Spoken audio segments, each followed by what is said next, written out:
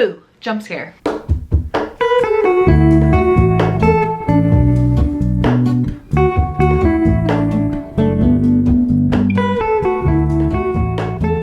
What is up, you guys? Welcome back to my channel. My name is Jessie, and today I'm here to do my February reading wrap-up. I actually have already done the reading wrap-up, and for some reason the intro clip is missing, so I did want to come on here and just kind of introduce myself, talk about the video, and things like that. If you're new here, my name is Jessie, and today I'm doing a wrap-up of all the books I read in February, talking about the reviews, my star ratings, and things like that.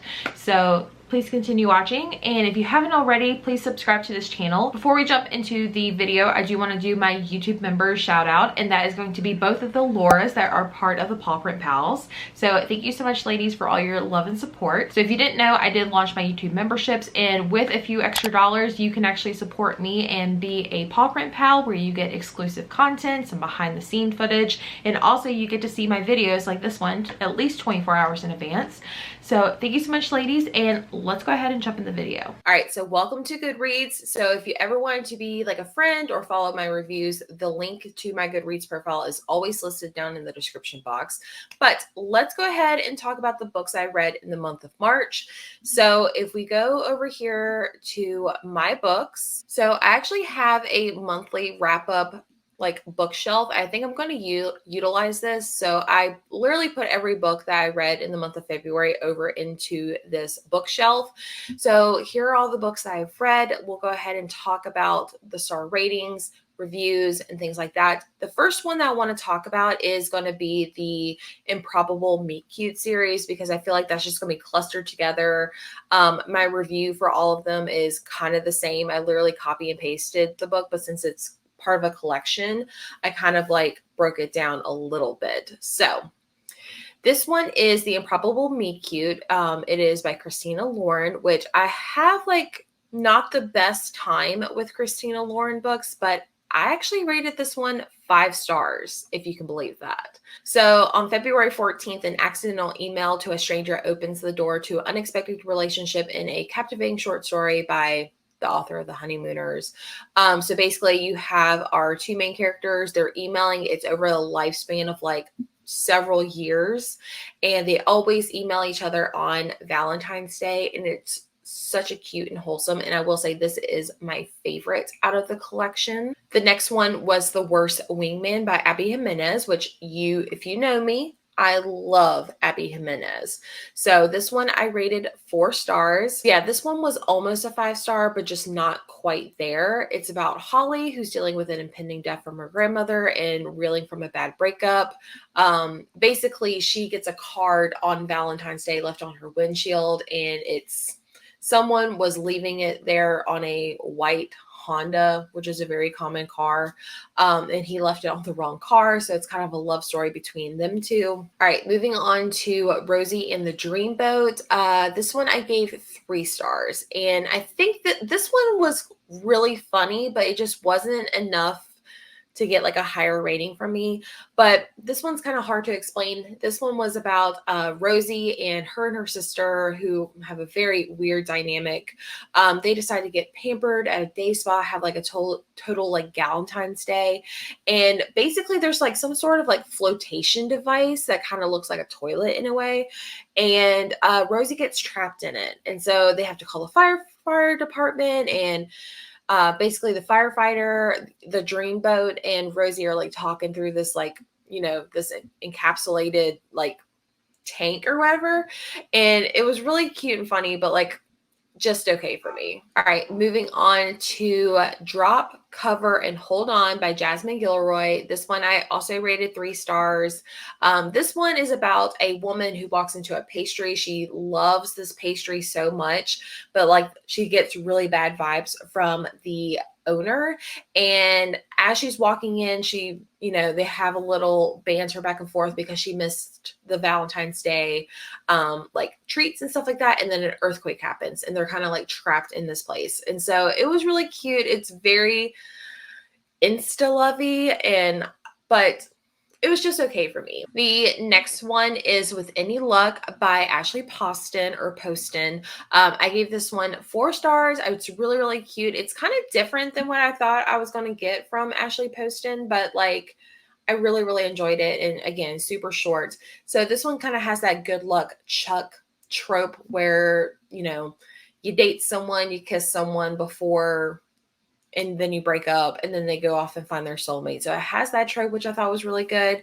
And it has to do with like a wedding. So that was really fun. So I gave that one 4 stars. And then the last one in the book is Royal Valentine. I gave this one 4 stars. This one was really cute. So this one is about a royal princess who basically wants to switch lives with her assistant, and she wants to go off and just kind of see, like, you know, just not have a royal title to her name. And she meets a really handsome photographer, and it's a really cute love story between them two. So yeah, really enjoyed this one. 4 stars. All right, going into my review for these, again, I kind of left the same review for all of the books.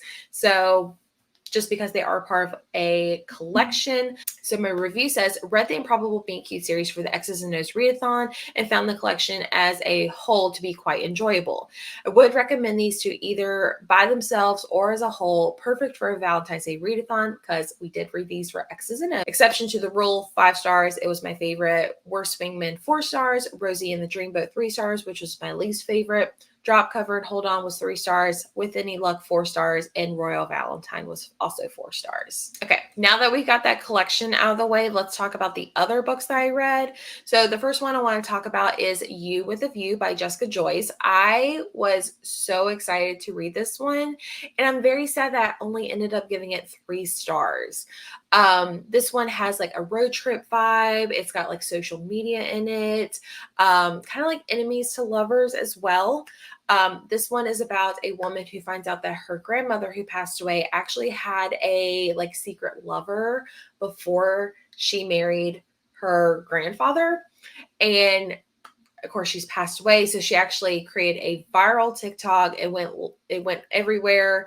And basically someone reaches out, is like, oh, you're talking about my grandfather. And so they kind of meet up, and it's her high school or college nemesis.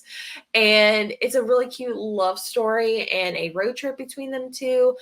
But let's read my review. So I said 3 stars. I read the synopsis of this book and thought it was going to be not only a wholesome book, but possibly a new favorite romance.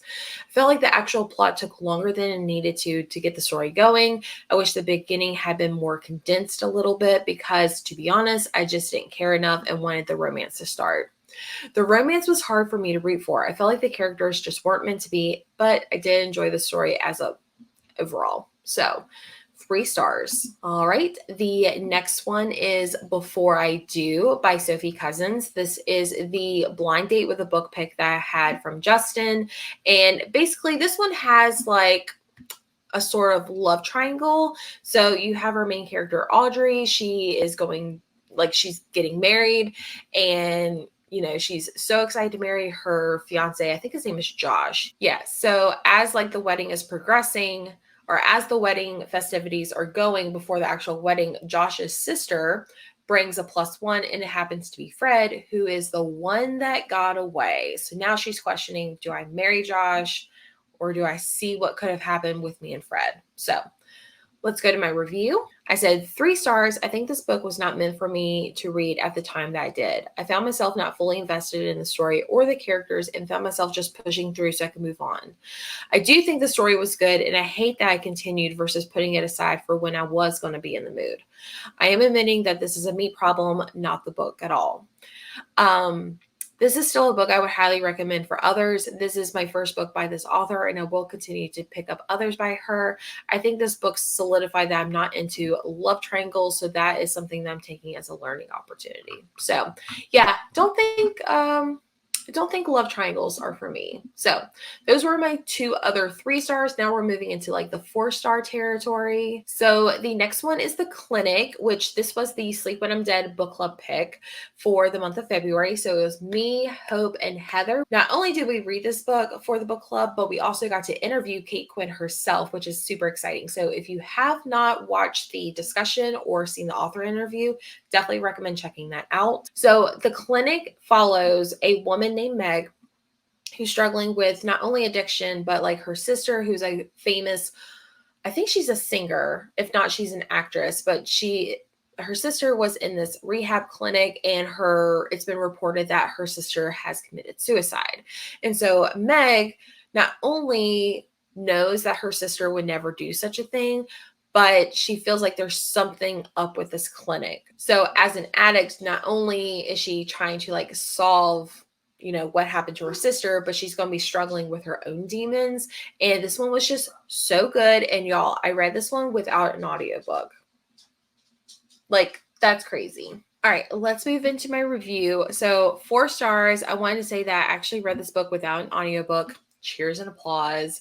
This was my February Sleep When I'm Dead book club pick, and I was so happy how it turned out. Originally, I was thinking 3.5 and rounding it up to a 4, but with me interviewing Kate Quinn for the discussion and me thinking about the book over a few days, a 4 star is exactly how I want to read this book. I love this book not only for the cover topics like addiction, but the author put a note and talked about her time in rehab and how this was her first book she's ever written sober. I love the short chapters and the mix of characters that she had throughout the story. I did not expect the ending, but loved how it all wrapped up. I would also like to mention that if this book got a sequel, I would absolutely be fine with that because I would love to follow Meg more. And then I listed the author interview in the live show discussion. All right, moving on. I think we have 2 more to talk about. So this one is the last book that I read for the month of February, and this is First Lie Wins by Ashley Elston. This one says Evie Porter has everything nice a Southern girl would want: a perfect boyfriend, a house with a white picket fence and garden, and a fancy group of friends. The only thing is Evie Porter doesn't exist. And I really like this one because this is not something I would normally pick up, which I will get into with my review, but everyone was talking about it and I passed it up on Book of the Month. I waited till the next month so I can get it for a discount. And I really, really enjoyed this one. This one was very shocking. It's not something I normally pick up, but basically Evie Porter doesn't exist because she has basically made up her own identity. So not only does Evie Porter not exist, but you can kind of tell like from the beginning that she has articulated like her fake life to fit into her boyfriend's lifestyle. And she does have like it's kind of clear that this is like a mission. This is not like she has a mysterious boss. And so that's all I want to say. I feel like you should pick it up and read it for yourself and form your own opinion. But as far as my review, I said 4 stars. This was a pleasant surprise. I first heard about this book and passed on it because after reading the synopsis, I had a feeling it was not something I was going to like. But shortly after that, I kept hearing others reading and raving about it. So I decided to pick it up for myself and give it a shot. I do want to start this review by saying I don't usually like action heist mission type thrillers, but this one was done very well. I think the dynamic between the main character and the other characters was done so well. And like the main character, I was trying to figure out what was going on and who can I trust. This one kind of gave me a one-man show of Charlie's Angels, but Charlie being a villain in a way. So really liked this one. Definitely recommend picking it up for yourself. All right, next is Home is Where the Bodies Are by Geneva Rose. This one I read as a NetGalley arc, and this one was such a pleasant surprise. I do also want to say that it comes out April 30th, so a little more than a month and a half away. This one's about 3 estranged siblings, and their mother is passing away, and their father just vanished without trace, ran away. No one knows what happened to him. And so after the mother passes away, they all come together. They're trying to figure out like what to do with the house and like her will and stuff like that. And as they're going through the house, they find some videotapes because they used to make like home movies, and they decide to watch one and they find something very, very very, very disturbing. So I really like this one. I know a lot of people did not like You Shouldn't Have Come Here, which was her last year's release. I will say this one is completely different, but I loved both of them. So I highly recommend checking them out. So for me, I said 4 stars. I think one thing that I really loved about Geneva Rose's books is that I never know what to expect, except that they're going to surprise me. This one was the most anticipated book of 2024, especially with the amazing book cover. And then I put the book is about 3 estranged siblings, Beth, Nicole, and Michael. They're all coming together after the passing of their mother to carry on her wishes that she left for them. Their father went missing years ago, and so they only have each other. While going through their mother's belongings, they find a box of VCR tapes. I feel like I should change that to VHS tapes. Of their childhood and decide to watch them and relive their happiest memories. But unfortunately, they find something that is on the tapes that makes them question who their parents really are. I want to say the first 25% of the story was so heartbreaking, it made me cry. I forgot about that. It did make me cry. I don't know if it's because it felt like a little close to home and being close to my mom, but it had me feeling all sorts of emotions. Afterwards, when the thriller portion of the story came into play, I will say it was a small list of characters for me to not figure out who was behind it all, but I was still very invested and enjoyed them from start to finish. I also think the only reason why I couldn't give it a full 5 stars is because I feel like when things were wrapping up, I had so many questions on how things were explained. The answers were given, but they felt very convenient. I would definitely recommend picking this one up when it releases and giving it a try. So loved this one. This one's probably going to be one of those 4 stars that ends up on my favorites of the year, just because I think about it a lot. And then finally, we have No One Can Know by Kate Alice Marshall. This is another highly anticipated thriller. I loved What Lies in the Woods last year. That was my favorite thriller last year. Oh, look, the advertisement matches the book I have. But I was so excited to read another adult thriller by this author, and this one came out to be 4 stars. So this one is about basically 3 siblings, all sisters. Their parents were kind of rich. They lived in this big giant house, and their parents were murdered, and everyone in the town thinks that the sisters did it or knows something that happened, but they were never convicted or got in trouble for it. So now in present timeline, Emma, who I think is the main sister that we follow, has fallen on hard times. Her and her husband are like, let's just move into the house that, my parents have. Me and my sisters own it, even though they were murdered in there. And then the sisters, it gets a little messy from there. So I also want to say I read this one because my best friend Gwen has a book club on her Patreon called the Night Owl Book Club. So definitely recommend picking up there because a bunch of us got to discuss that together. This one I put 4 stars. It's my most anticipated thriller that is being released in 2024. And I overall enjoyed it. I was a bit nervous because I don't usually prefer sibling drama in my thrillers, but I think this was done pretty well. And I didn't mind it as much. I will say the story felt messy, but in a good way, if that makes any sense. Also, the story had my blood boiling. Chapter 18, if you know, you know, had my blood boiling at some points because the parents are just absolutely terrible. And I hate to say it, but they had it coming. Not a 5 star because I think I will forget most of the details over time, and it didn't quite meet the mark when comparing to my other 5-star thrillers. I did, however, read and rate What Lies in the Woods by Kate Alice Marshall 5 stars and highly recommend checking out that one. Kate Alice Marshall will probably be an auto-buy author for me, and I look forward to see what else she puts out. So there you go. All right, guys, that is the end of my February reading wrap-up. I hope you guys enjoyed this one. Let me know if you guys like this format or if you don't. Also, just a reminder, I do have YouTube memberships, so make sure you hit that join button so you can join the Paw Print Pals. We have early access to all my videos, daily updates, and we're starting a buddy read next month, so make sure you join and join all the fun. And as always, you can always support me by hitting the subscribe button, hitting the thumbs up button. It really does help support my channel, but I will see you guys all in the next video. Bye!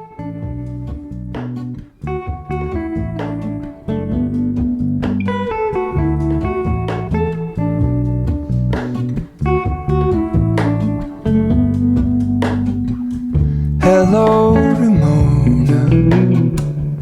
I can't shake the simplest feeling beyond the ghost.